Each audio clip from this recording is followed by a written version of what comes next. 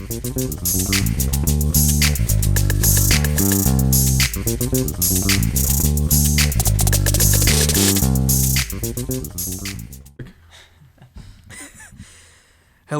and welcome to Green and Gold Radio. I'm your host, William Plavin Masters.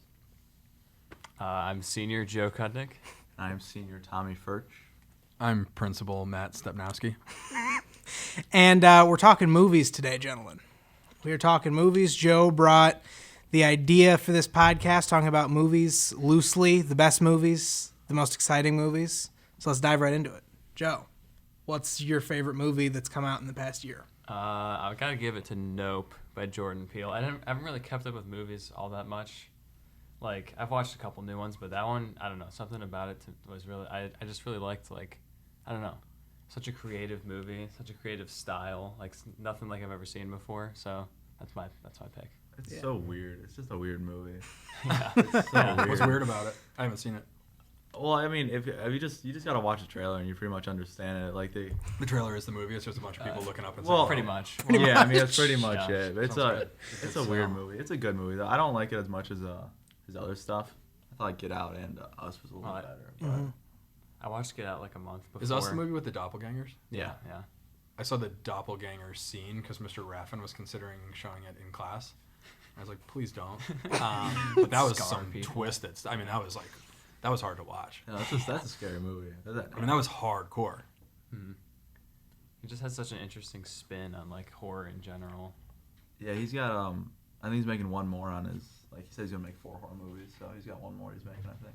So Sweet. When William emailed me the idea for this podcast, it's interesting that you said you haven't really kept up with movies this year, Joe, because, you know, as a 90s kid, like that's what we did. We pretty much went to the movies or went bowling. You could still go to like an arcade in a mall, but you probably weren't doing that in high school. So like I was wondering, like Mr. Kuhar and I started the film program here, and you guys are both film students, right? yeah. So like, what do you guys think about the state of movies in general? Like I watched a ton of movies. Like I feel like males specifically of my generation talked exclusively in movie quotes when we were like younger men. I feel like GIFs and memes have kind of taken over what movie quotes used to be. But like you'd have entire conversations where you're just talking in movie quotes. Yeah. And when we started the film program, I had to learn how to read movies. And so I'd be watching movies with my wife, and she got to a point where she wouldn't watch movies with me anymore because I was like reading the movie. I was talking about like why things were positioned in the frame, and she would just get super annoyed. So we kind of stopped watching movies as a couple. But what do you guys think about the state of movies in general right now? Like, are your peers, are you guys normally consuming movies? Has that moment kind of passed? Like, where do you land on that? Well, I don't know. I think we're in a really weird state of film right now because it's like there's such an abundance of just stuff. Like there's so many different ways there's all these different exclusives. Like you're watching like the Netflix original, the Amazon original, like Hulu's got a whole bunch of stuff out, and there's just so much. It's like, I mean, the stuff now is a lot higher quality than I think it's been like ever. Like I think film is at like a lot more like really good films are being created and TV shows and stuff like that, but I don't feel like doesn't hold as much significance because of how much there is of it. I think because there's so much out there to just consume, it's hard to keep up with. Yeah, I think I agree. But another thing I've noticed is that like actually going to a movie in theaters, it seems like it's like reserved only for like the possible biggest movies, like the Marvel and like superhero movies, like that kind of thing.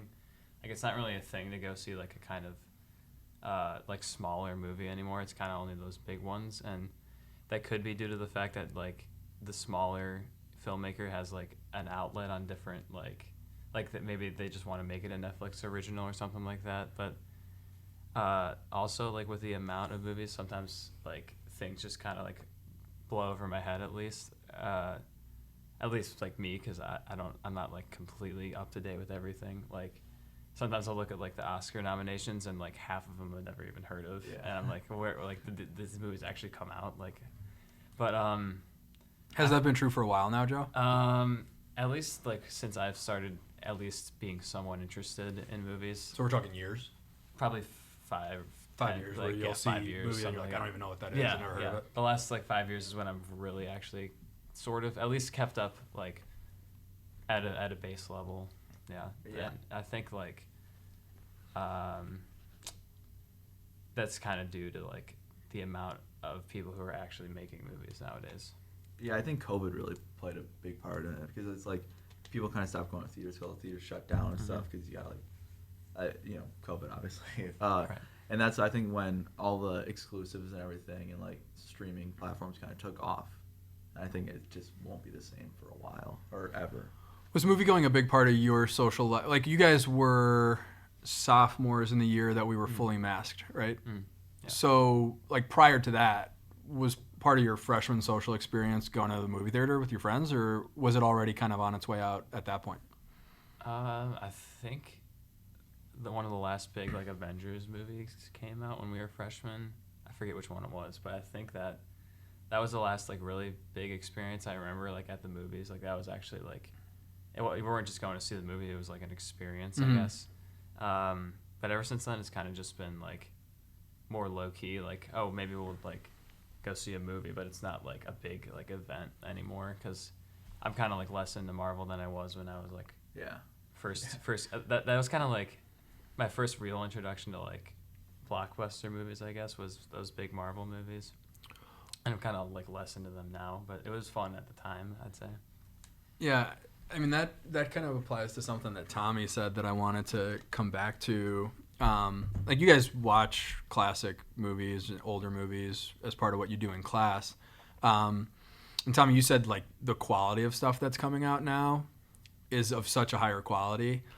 I think, and maybe I'm wrong, and it probably my age plays a part in this. Our age comparatively plays a part in this, but I feel like The Godfather would never be made as a film anymore. And I know that's like a lazy and cliche argument, but I also think it's very true. Like, I can't imagine a modern movie-going audience or a modern consumer of any content would commit to a 2.5-hour movie that's really a movie about family, you know?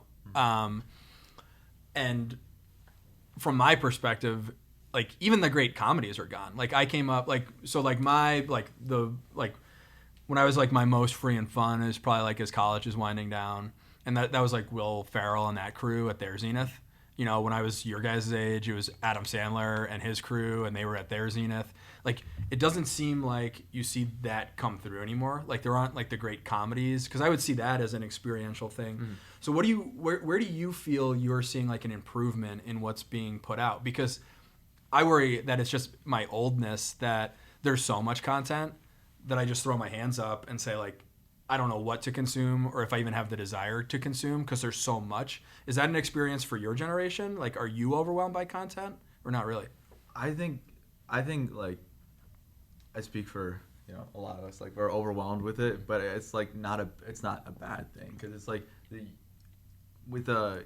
since like iPhones have come out and like it's been so much easier to like just create, and I think that's like a really cool thing because it's like you get to hear from so many different people and you get to hear their stories or like hear their like super original ideas and stuff like that. And I think that's one way that films have like really improved is like their originality. Like there's a lot more. I feel like there's a lot more original and like weird and just odd movies, like blockbuster movies out than like there was in like the 80s that all are like the same like buddy cop movie type thing, you know? That'd be a cool thing to research. Like, I wonder if that would fit into an IA to research, like, the actual, and I get, like, it would be so complex to, like, this is probably more of, like, a senior thesis in college or something, but, like, pound for pound, the quality of movies coming out in the 70s, which I would say was, like, kind of a golden age, late 60s, 70s in American cinema.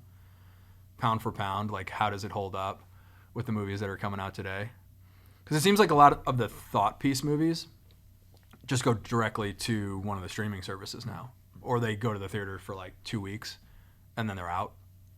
You know, The Godfather 3, when I was a kid, was in the movie theaters for like 6 months. And it's regarded as like a horrible movie. Yeah. You know?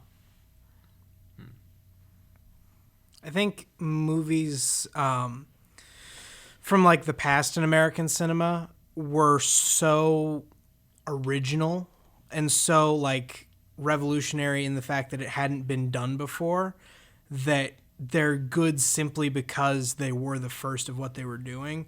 Whereas you just can't do that now. Like, I feel like the closest movie to something original that has come out is Nope.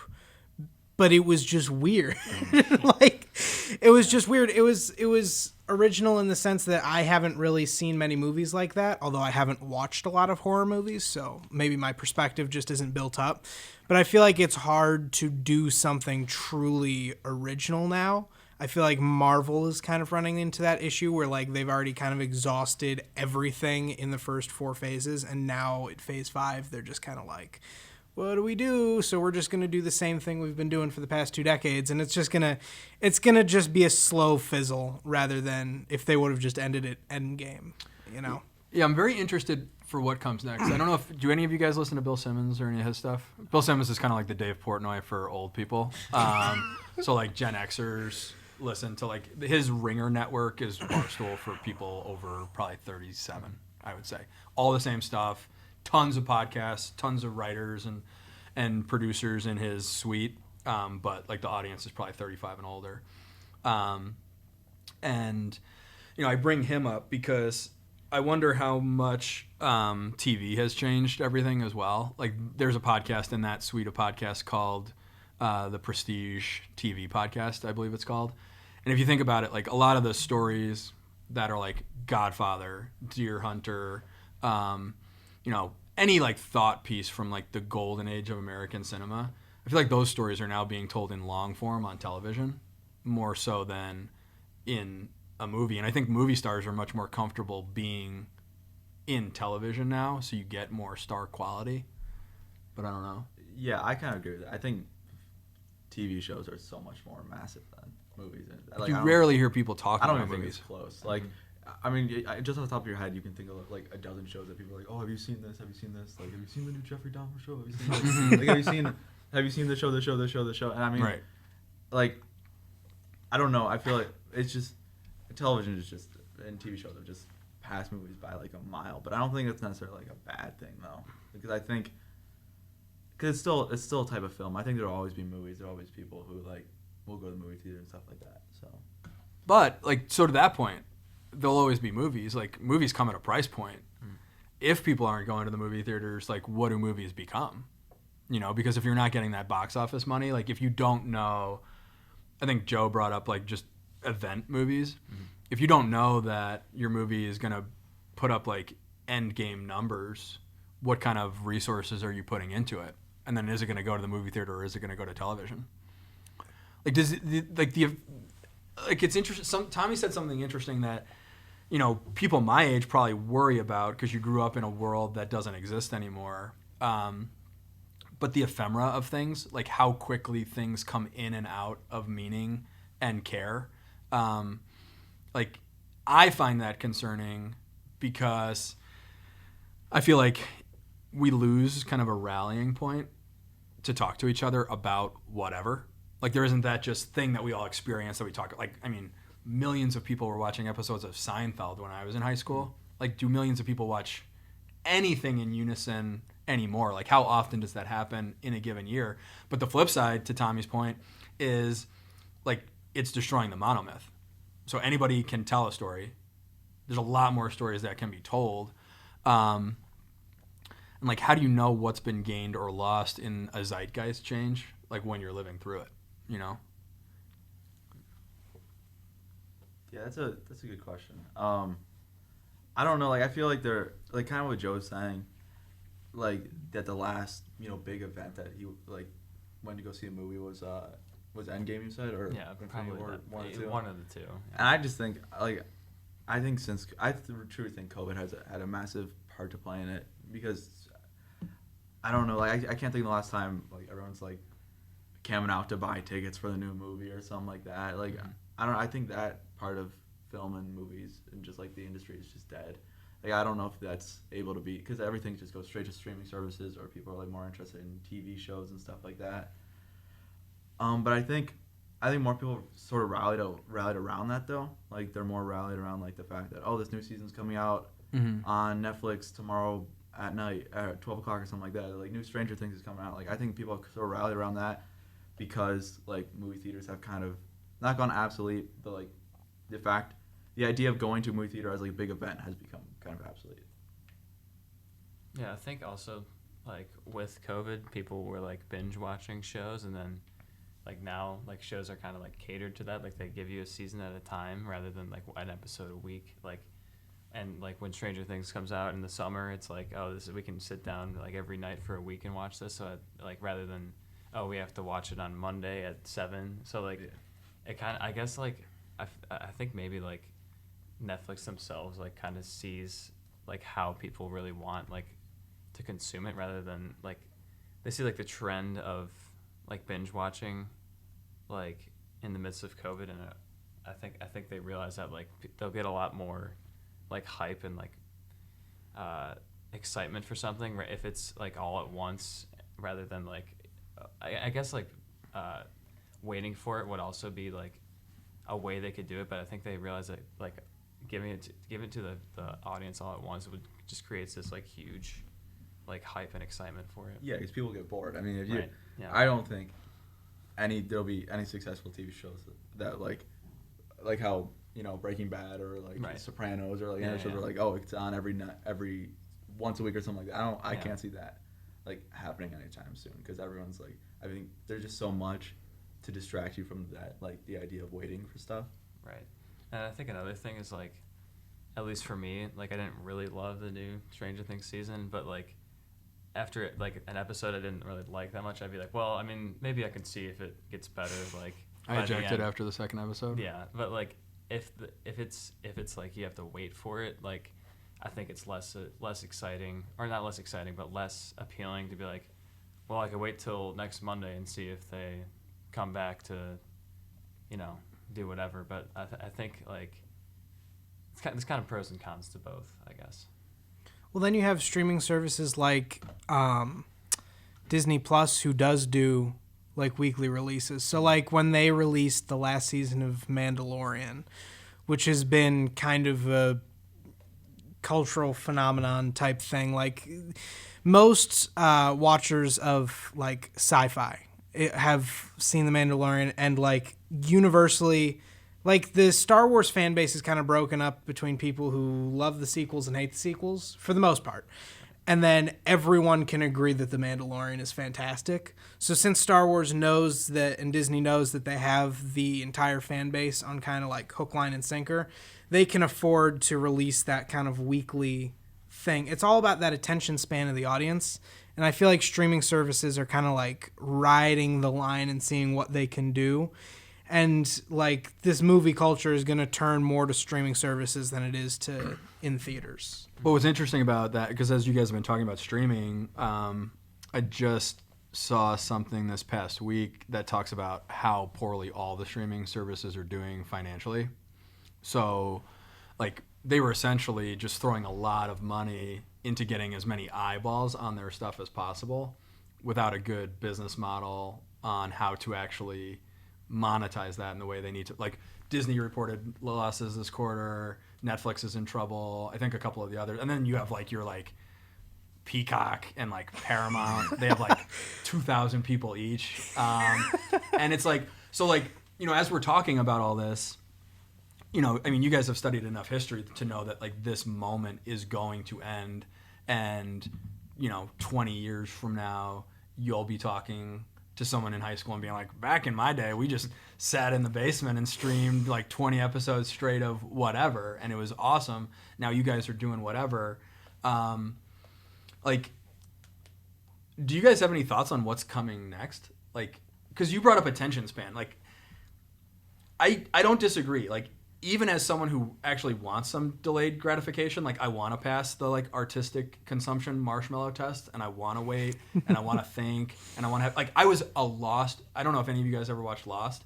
I was a Lost maniac, and like by midnight the night an episode aired, there would be this elaborate write-up on this website called Lostpedia that would have blue links to like I was crazy, but it was awesome because I'd spend a week talking to friends about the episode who were also nerdy, and I was like, did you see this Easter egg? Did you see that Easter egg? Did you get that meaning? And you talked about it for a week, and it was like, I cannot wait for the next episode. I heard it's going to be blank. And it, like, I'm actually getting a little, like, bit of a goosebump in the back of my neck because I haven't felt that in a very long time. And like I wonder what art consumption feels like for you guys, but because it was very special for, like, if I wanted to go to a concert, I had to go to the local video place. Like, there wasn't even Blockbuster yet. I had to go to a local video store, probably at like midnight, 1, 2 in the morning. I had to camp out to have a shot of getting like Dave Matthews Band tickets. Like, they're giving those away in like cereal boxes now, you know? Or like Taylor Swift, like that sold out in 2 seconds. And I was saying to people, like, well, you can always get tickets in the secondary market. And I understand like a show like Taylor's is probably gonna be like $1,500. But like everything is like easier to consume. And I wonder, because you brought up like at some point things are gonna fizzle out.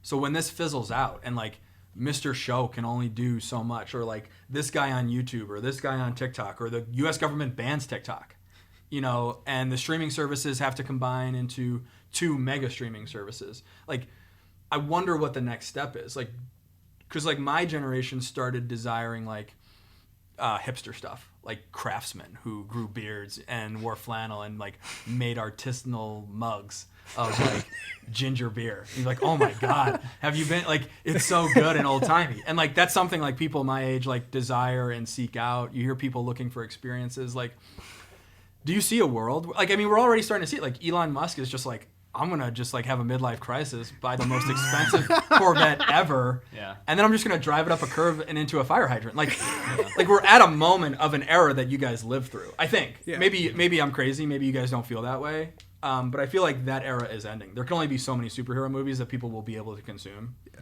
And like Moon Knight, you know, like I'm not looking for Moon Knight. No. Like, I don't know if it was awesome or not. I didn't watch it. No. But I'm not looking for a super archaic Marvel character who had like a 12-issue run. Yeah.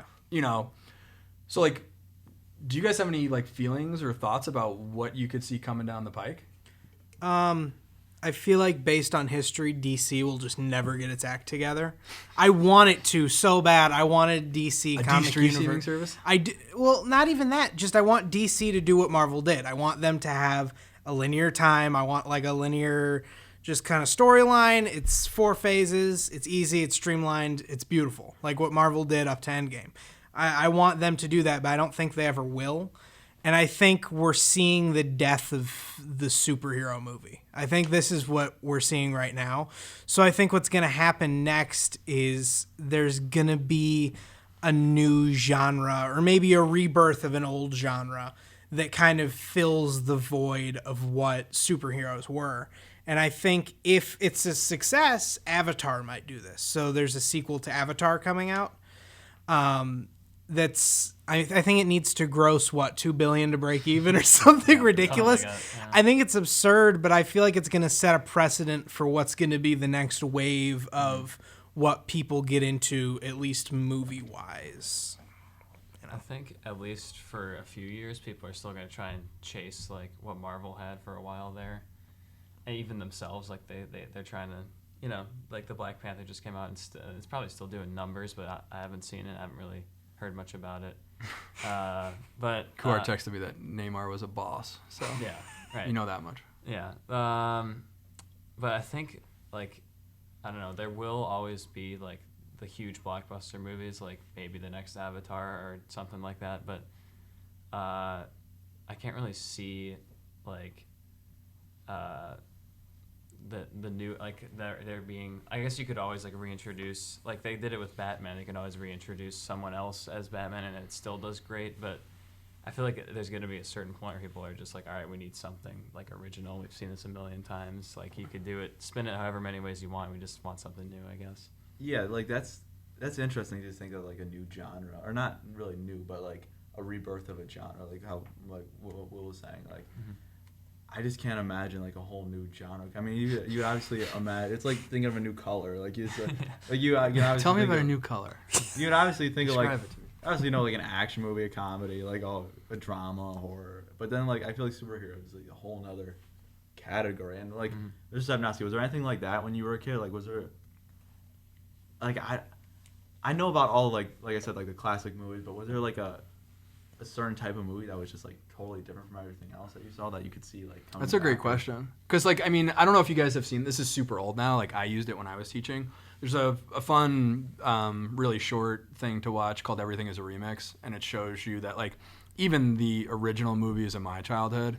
Like Star Wars came out in 79. I was born in 81. Star Wars was a big part of my childhood. Star Wars, at times, is a shot-for-shot ripoff of Flash Gordon and some like old John Wayne westerns. Like literally shot for shot. Like everything is framed exactly the same. So like, you know, I'm not someone who laments the like we regurgitate. You know, I would say comedy has pushed the envelope the most in my lifetime, where it's like you're seeing something and you're like, what the hell is going on? So like, how am I watching this? So like, There's Something About Mary is an example of that. Like, I don't know if any of you guys saw that movie. So Ben Stiller was another one who had like a run of a handful of movies. And like, there's some scenes in that movie that are so like, nothing like that had been done in cinema before, that I remember seeing it in a theater with a lot of people being shocked at the same time, talking about it for like weeks or months.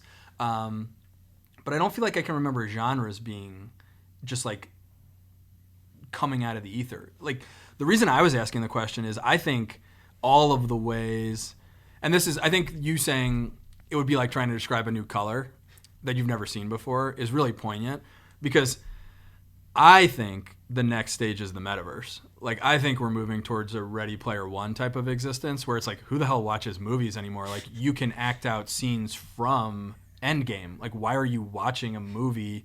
Why are you looking at your cell phone and watching this person make Jolly Rancher ices when you could be in Endgame right now? Like, you know, I don't know if I'm crazy or not, but like I had similar anxiety about like online education usurping like a brick and mortar school, and obviously the pandemic showed us that's probably never going to happen. But with the amount of money that's being invested in the metaverse, the fact that people seem to prefer being alone but connected to others more than being with others and feeling alone, like, I think that just screams that it's an inevitable, like, think about the work, like, I'm sure you guys have seen the new metaverse commercials where people are like actually working from home, not pretending to work from home, and they go into a virtual workplace with coworkers that they have to engage with. Like, why would that not happen with how we're entertained? Like, there's some of those commercials now where like instead of playing Madden, you're going through like quarterback simulations or playing like simulated golf. Like, how do video games or movies survive when that medium is perfected? So I think it's more like people who like grew up listening to Little Orphan Annie on the radio would have been like, what are you talking about? Like, I'm going to get bored watching TV. I don't even know what TV is. And it's like, oh, it's so boring. There's like 107 channels and nothing's ever on. You should get on your cell phone. And it's like, well, what do you do on your cell phone? Well, I watch TV. I watch people like do awkward dances and smile, or I watch how-to tips, or I just look at weird stuff, or I watch a TV show on this really small screen that a TV show was not made to be watched on. Like, I think the next stage is going to be like you telling your kids in the metaverse that you used to talk to real people while looking at your phone. Yeah. I don't know. Yeah. I feel like like entertainment as a whole is probably going to move more towards the direction of video games and that sort of entertainment rather than movies. I feel like we can already see that in the culture. I know that there are plenty of awesome guys who like get really into film as it is, me being one of those guys. Mm-hmm. But like a lot of guys get into film and love film and think it's awesome. But like the sheer number of people that would rather play a game of, what's the ridiculous one where they're jumping on the little octagonal squares? Jumpman, or like they're little bean-shaped dudes. Yeah, and it's just Fall Guy. Fall Guy, thank you. Yeah. The way you describe that was You know, Jumpy Man. Jumpy Man, you know. Octagonal square. Yeah, octagonal squares. Yeah, but it's like there's a plethora of people who would rather do that in their virtual reality headset or play a game of GTA or buy the new console and get really into Elden Ring than they would watch. Such a nightmare. Yeah, it's annoying. Terribly annoying. Then watch a 6-movie series, you know? Like, I feel like as we see the next generation of children, quote unquote iPad kids, move more towards like digital handheld playing devices, it's going to move more in that direction than sitting down with your attention span and watching like a feature film. I mean, your guys' entire life has been iPad, like in terms of your living memory, like iPads have been in the picture, right? Like tablets and touching much, screens and getting your entertainment that way. Yeah. Right? Yeah, Oh, for Like the you're the most part. first generation to have that. Because the iPhone came out, like I had a friend who got an iPhone when I was 21. So that's 19 years ago. So the iPad was probably like 5 years later. So you guys probably started messing around with those. Yeah, Not but I too far remember after. parts of my life where I didn't have that. You Yeah. do. I didn't get an iPad until 2 years ago. I've been rocking with phones and movies and films since then. I remember there was a time early on where it was kind of a new-ish concept, like everyone having their phone, but that was when I was like 5. So ever since then, it's kind of just been the norm. But there was a short period where like if someone had an iPad, like at my age, it was like a little like, oh, that kid's like spoiled or something. But like I think now it's just kind of like, oh, if a little kid has an iPad, it's just like the way it is, I guess. Yeah. Yeah, I think people who grew up with like a portion of their life without it, and then like now they have it. Like I think that's just like there's like an age gap for like people where it's like it's just so weird to them. But like I feel like these younger kids, these iPad kids, say like they're gonna grow up saying like it's just seeing it like it's nothing when we see it as like it's kind of crazy that we're all just using like we're all just into this like small device when these kids growing up with it, we're just like, oh yeah, like this is part of our lives. Well, I bet if you go back like 3 generations, it would be wild that 17-year-olds have a little magic glass screen Yeah. that can talk to someone in China. You know, like Right. I as we develop as a society, what's weird to us and watching kids do certain things is going to end up being the norm when we're old, weird, you know, saying back in my day, you know, we actually went outside, Yeah, right. you know. Well, and it's like, it's interesting because I think Tommy might have said something along the lines of like, you know, I don't know. Ultimately, I guess what I'm getting at is like everything changes. That's part of life. And like, you know, older generations always think younger generations are crazy or doing weird stuff or getting it wrong or burning the world down. And by like any metrics, if you do like real research, the world's a safer place. The world's a kinder place. You know, like it's not what we generally consume in the news or on Twitter. Like the world is like objectively in better shape than it was 100 years ago. Maybe not environmentally, but in terms of like human interaction, it seems that way. But, you know, something's lost by the way we interact now. Like, I'm not saying that positively or negatively, but the question I do have and that I think about often is the change positive or negative? You know, like, is the lack of time that we spend being bored or having to talk to a human or having to, like, communicate in longer form, does the loss of any of those things come with the loss of something greater that we just don't know that we lost, you know? Yeah, I think it's just too early to tell. Like I don't really know if we can say like if technology is really impacting us like positively or negatively, because like obviously there's pros and cons of both, but as like I don't think there's like a true answer to it yet. I think we gotta like wait a long time to find out like was this a good thing for us, was this a bad thing for us, because obviously like I said, there's gonna be things that we lost because of the growth of technology. Maybe there's gonna be things that we gained because of it, and I just think it's too early to tell. Yeah, I think it's going to be kind of it's not going to be one or the other, like all positive, all negative. It's kind of just going to be a little bit of both because I feel like, you know, there's people who, you know, realize how much power like technology gives them and then use it accordingly. And there's some who abuse it, I guess. Like, Elon Musk. yeah, right. Like people in like that who can like use technology to influence other people. It's kind of like, obviously that's not a great thing, but like then also you have people who can like, you know, make their own living just off of what they do online, like on YouTube or something, which is like I'd say that's a more positive thing than like you know, if they just put out videos and then no one liked them and then they had to go do something else. Well, I think you hit the nail on the head, and then I have to run. But I think what causes me the greatest level of concern, I think you're both right in what you said, but and maybe I'm way wrong on this, and this just says something about me needing to like look for information elsewhere. But I feel like most of our technology conversations, maybe in the last 5 or 10 years, are conversations about how we entertain ourselves more than anything else. So like if you think about like technological advancements, and like the iPhone is a huge technological advancement in communication.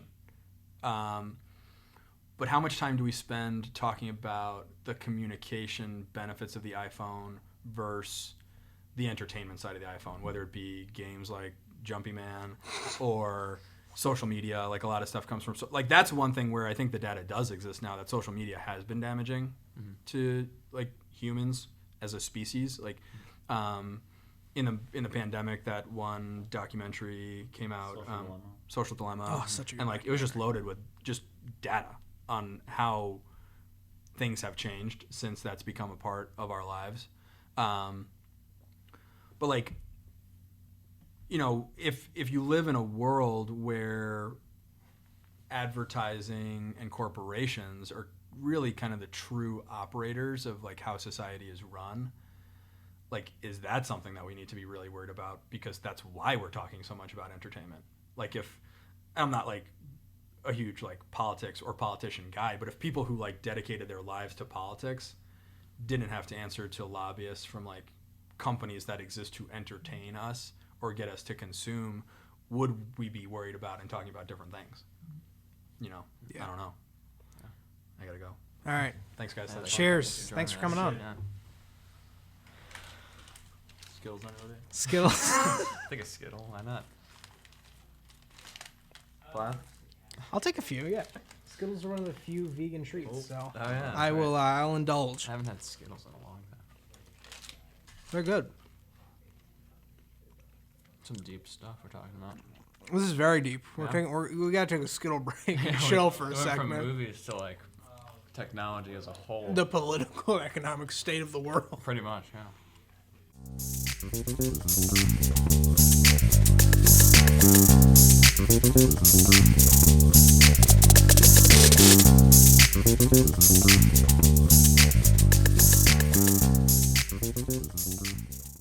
Yeah. All right. Break time is over, gentlemen. All right. let's get back to Entertainment.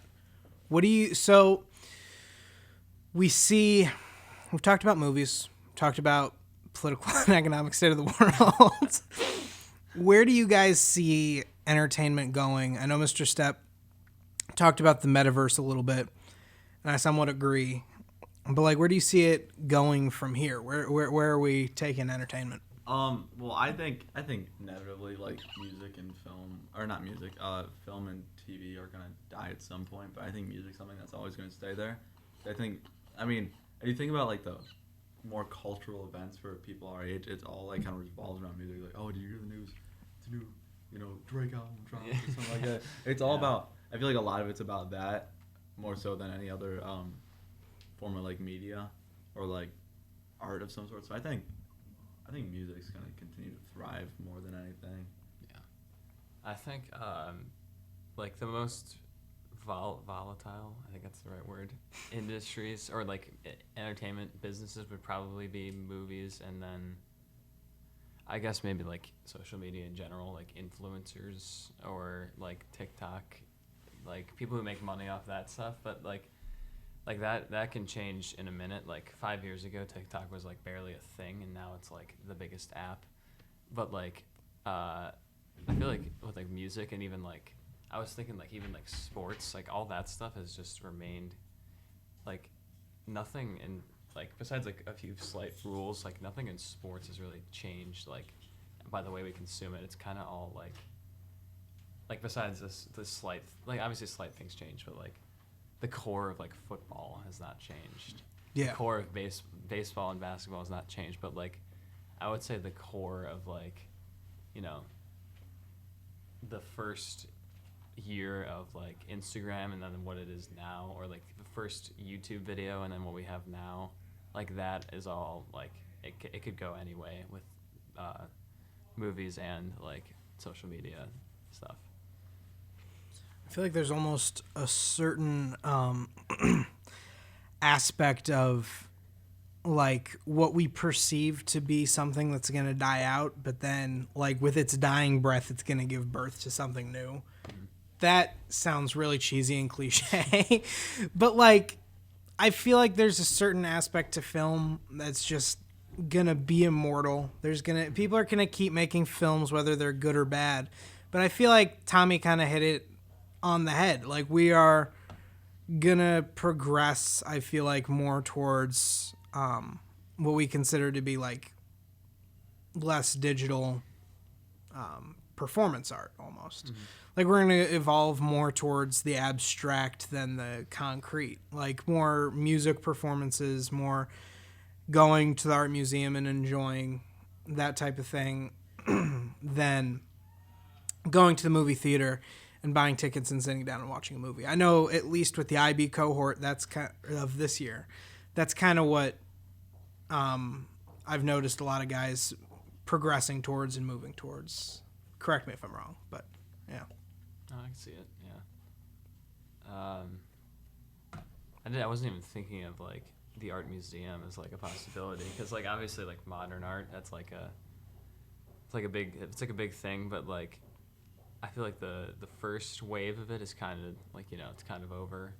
Like the first wave like really like took people by surprise, and like people are kind of split on it obviously, but like I feel like there's no telling where it could go possibly. Like I feel like it'll get more tied in with like digital stuff. Like obviously NFTs was a big deal like about a year ago, but that kind of like I feel like that kind of died out a little bit, but like definitely has implications like how digital art will become like more of a thing, and like will there be like digital art museums, like who knows. That would be cool. Metaverse Yeah. digital art Yeah. museums, that would be And like pretty awesome. but also like people there's definitely people who still love the experience of going to an exhibit, or like something comes to the art museum for like a week and like they got to go check it out because it's this person or whatever. So I think like film, there's always going to be those people who like it the way it is now and don't really want it to change like too much like past how they enjoy it now. Yeah. Anything else you guys want to say about movies, film, or media? I tend to agree with you there, Joe. I mean, that's a good point. Yeah. Let me think. You guys excited about the new Avatar movie? I'm excited to see it either succeed wildly or fail wildly at the box office. Yeah. I think it's going to be... I mean, like... I don't know if that's like an actual figure, but to have to reach 2 billion just to break even is kind of like a ridiculous figure for a movie, man. Well, I don't even know if they really need like, I mean, from the business side they need to break even or like make a profit, but I think from just like an impact that it'll have on society and filmmaking, I think it's gonna be massive. I think it's gonna be. I mean, he's never made a clunker movie, James Cameron. So yeah. He made Avatar, Titanic. Yeah. I think it's gonna be a really good movie. I'm really excited for it, but I want to see how everybody reacts to it. If we can see any like change in filmmaking right now, because I mean, right now there's not really a main like film like movie other than Marvel, but that's kind of like dying. But there's not really like a big movie series or like anything like that other than like the superheroes. I don't see how it affects it. So not Avatar, but Avatar: The Last Airbender is coming out with a new live action series. I don't know how I feel about it. I don't feel well, I great know about it. no one like every time people bring up that movie, they say how terrible that was. M. Night Shyamalan. Yeah. I don't know. Oh, the old one is terrible. Yeah, it's I've so heard bad. It's nothing so good awful. about that. He's making a new movie that's coming out next. I think sometime in the next year, like in February, January. It's called like A Knock at the Cabin Door or something like that. It looks really cool. He's he's hit or miss, I'd say. Oh yeah, never he's know got with some that guy. clunkers. But back to Avatar. I've never even seen the first one. I know it was like obviously like a moment. Like It was massive. it was the biggest movie until Avengers, and Avengers like barely beat it. So like obviously like it was like a cultural moment. So I think at least people who remember that will go see it. But the thing is though, like I've never really heard people like give it too much like acclaim. Like I've heard people say it's good, but never heard like it say like it's not remembered as like a classic. I don't think necessarily. It's probably just more remembered for how like different it was, I guess, because I think that's like a big reason people like wanted to go see it, because it was such like a new like different experience that they had had to see it. And like I'm still interested in like seeing it, but I've never. I feel like that is probably like the prime example of like a completely like new and original movie that people just feel like they have to see, which I feel like we really haven't gotten ever since. Because like I wouldn't consider it, like, obviously the superhero movies are based off the comics, and like they also build off of one another. Like there was no build up to Avatar. It just came out, and people reacted how they did. So it'd be interesting to see, because I didn't even I remember they had a sequel, but I kind of forgot about it until They've like been working on it for 10 years over. I forgot about it until we brought it up today, and it'd be interesting to see what happens. Yeah, no, I think it's gonna be big. I don't think it's going to stand the test of time per se. Because I mean, I don't know. Like, I think movies with that have that like high of a usage of special effects, it just makes me angry, makes me upset to see, like, because you go back and watch an old movie and like it's a really good movie, and then there's like some terrible CGI, or like CGI just doesn't age well at all. And I think some Marvel movies we're gonna look back in a couple of years and be like, this looks awful, like this looks so bad. Star Wars prequels. Yeah, well that like sure. that. I think that's the pinnacle example. Yeah, but even like now, like I'll hear people complain about She-Hulk. like that kind of thing, and like that'll be looked back on, at least. I don't think it'll be looked back on fondly, but we'll see what happens. But like I remember people complaining about how weird like the big Marvel fight scenes looked. So even like in the moment, if they don't look good, then like You can't imagine. in 20 years they're gonna look like what were we thinking? But there's something to be said about like movies that age well too, because like it can be good in the moment, but like if people don't remember it like 10 years later, then like I feel like it's not as important. Yeah, I think a movie could still have a large impact, but still not be remembered. That's true.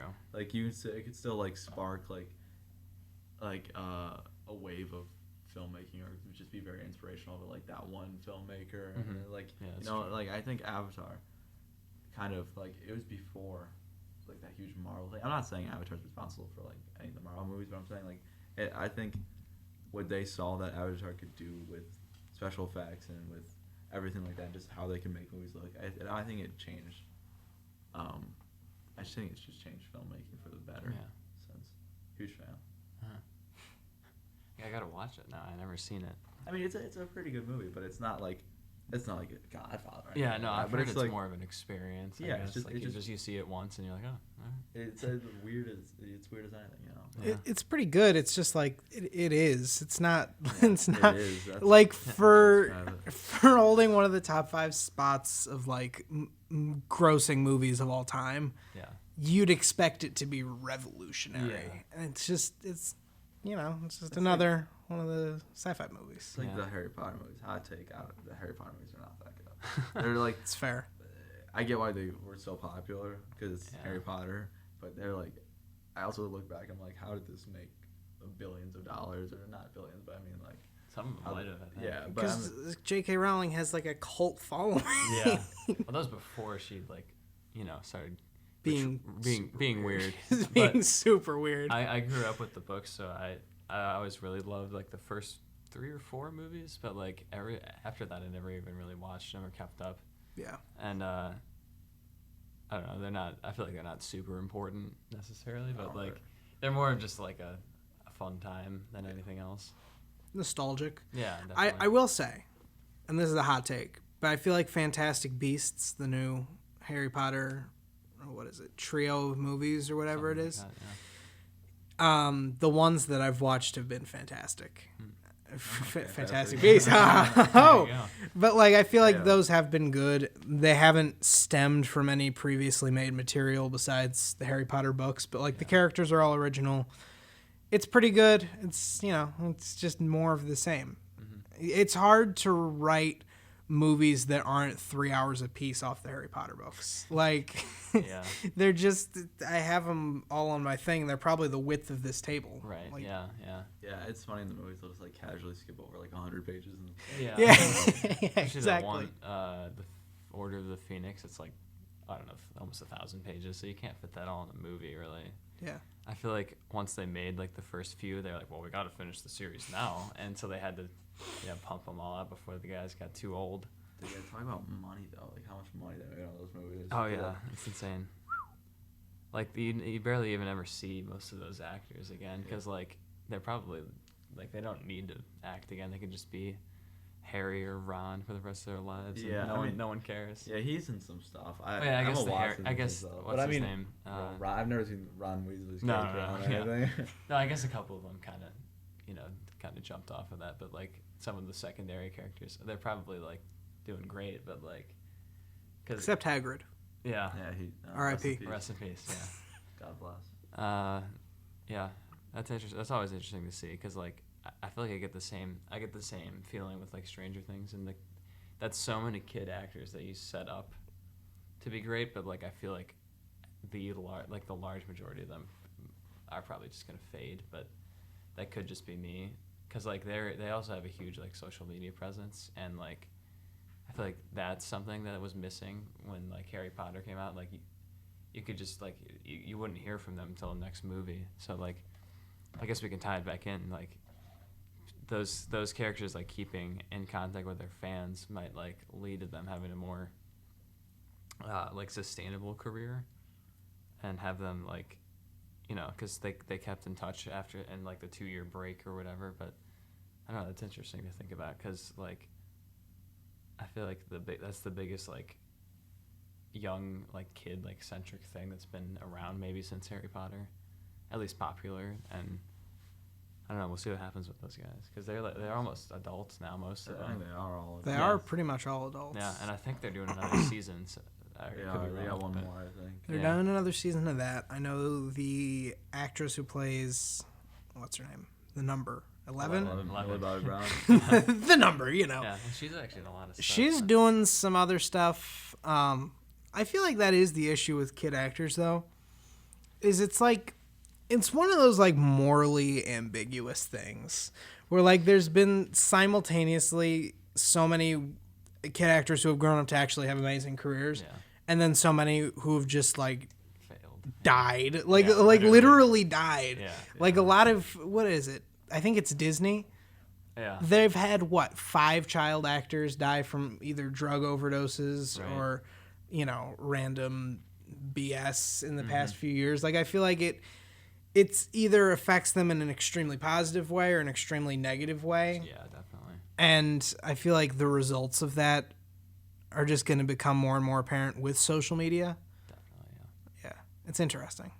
Yeah, it's because like I can't imagine like someone I know. Like it's just you're living a completely different life than like everyone your age. Like if you're 12 years old and you're like just doing like touring like the world, like, and everybody else is like in 6th grade learning like I don't know, long division or something. But like Long division. or is whenever the worst. whenever you learn that. But like if that's like your entire existence, like everyone on the street recognizes you as this kid from this movie, then like it could have an effect. Like it's not like a normal like childhood really. It's you kind of get like a lot of important years are kind of just dedicated to all that.